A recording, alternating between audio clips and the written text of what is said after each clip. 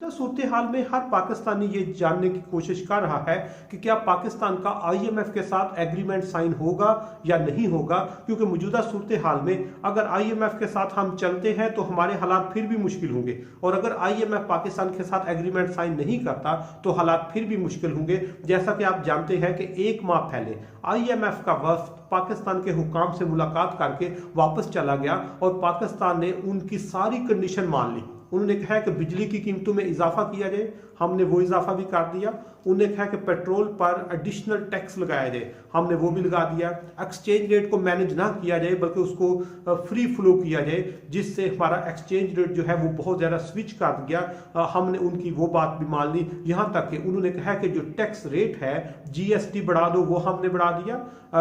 हमारी जो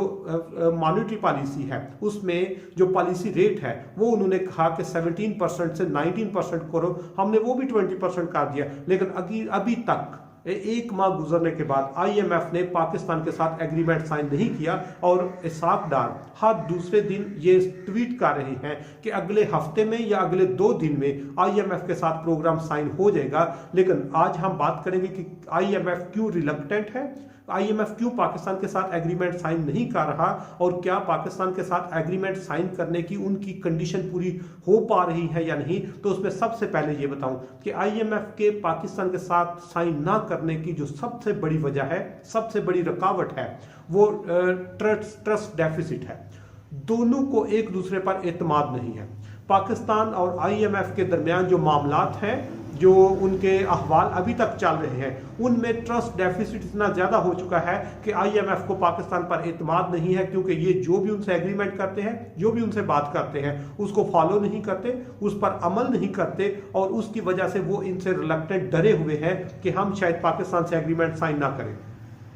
और दूसरे नंबर पर उन्होंने कहा कि पाकिस्तान अगर एग्रीमेंट साइन करना चाहता है तो उनको जून तक 5 से 7 बिलियन डॉलर चाहिए। तो वो कहते हैं कि आईएमएफ पर से लेने से पहले आप अपने जो फ्रेंड्स हैं, अपने जो हमसाए हैं, उनसे कुछ अमाउंट कलेक्ट करें ताकि आपका जो रिजर्व्स है वो बेहतर हो जाए। उसके लिए पाकिस्तान ने चाइना का कांटेक्ट किया है, कतर का विजिट किया है और सऊदीया का, और आज ही आपको खबर पहुंची होगी कि सऊदी अरब ने कहा है कि हम शायद पाकिस्तान को रिलीफ ना दे पाए, हम शायद पाकिस्तान को लोन भी ना दे पाए, या पाकिस्तान का जो हमारा फ्री एग्रीमेंट चल रहे थे वो भी ना कर पाए, क्योंकि सऊदी अरब जो है वो उसकी ईरान के साथ कमिटमेंट हो गई है, चाइना उनने उसको लूप में ले लिया है। इसलिए शायद पाकिस्तान के लिए अब जो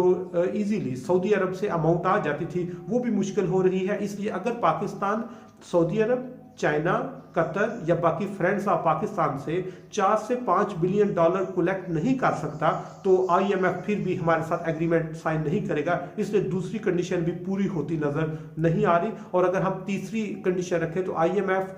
इनको ये इस चीज पर भी कन्विंस कर रहा है कि अब जो भी एग्रीमेंट आपने हमारे साथ साइन करना है उसमें अपोजिशन को भी उसमें शामिल करना है, क्योंकि जब आपकी हुकूमत जो है वो बहुत अनसर्टन है, और अनसर्टन हुकूमत जो ही चेंज होगी तो अपोजिशन यकीनन हुकूमत में आएगी। इसलिए आईएमएफ की ये कंडीशन जो है ये सबसे सख्त है, क्योंकि आईएमएफ जो अपोजिशन है उन्होंने ऑलरेडी हुकूमत पर को बहुत ज़्यादा प्रेशराइज किया हुआ है, और अगर अपोजिशन को पता चल गया कि आईएमएफ हमारे साइन के बगैर एग्रीमेंट नहीं करेगा तो यकीनन वो कभी भी हुकूमत को सपोर्ट करने के लिए आईएमएफ के साथ वो साइन नहीं कर सकते। इसलिए ये तीसरी कंडीशन भी पूरी होने के बहुत कम चांसेस हैं। और चौथे और आखिरी नंबर पर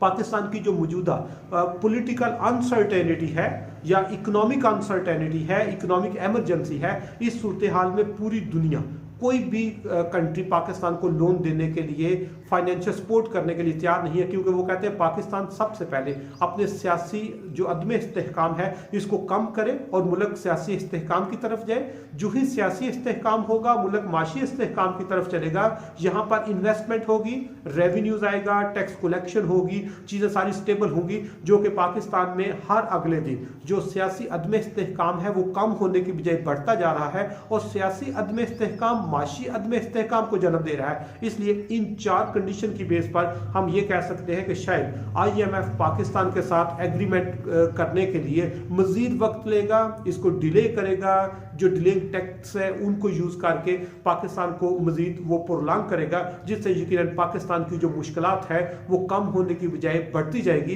इसलिए इस वक्त मौजूद अरबाब अख्तियार को एक्सटर्नल की बजाय इंटरनल रिसोर्सेज पर हमारे पास जो ऑप्शंस हैं, हमारे पास जो अपॉर्चुनिटीज हैं, उनको इस्तेमाल करके वहां से कुछ ना कुछ ग्रैब करना चाहिए, वहां से कुछ ना कुछ आउटपुट लेनी चाहिए। और उसमें हमारे पास एग्रीकल्चर में सबसे ज्यादा पोटेंशियल है। अगर हम उसको सिर्फ एग्रीकल्चर को यूज करके हम अपने मुल्क में प्राइसेस को कंट्रोल कर सकते हैं, हम एक्सपोर्ट करके पूरी दुनिया से फॉरेन एक्सचेंज जो रिजर्व्स हैं उसमें इजाफा कर सकते हैं। लेकिन इसको हमने कभी भी अपनी प्रायोरिटी में शामिल नहीं किया, लेकिन हमारे बहुत ज्यादा मसाइल एग्रीकल्चर के साथ इजीली हल हो सकते हैं।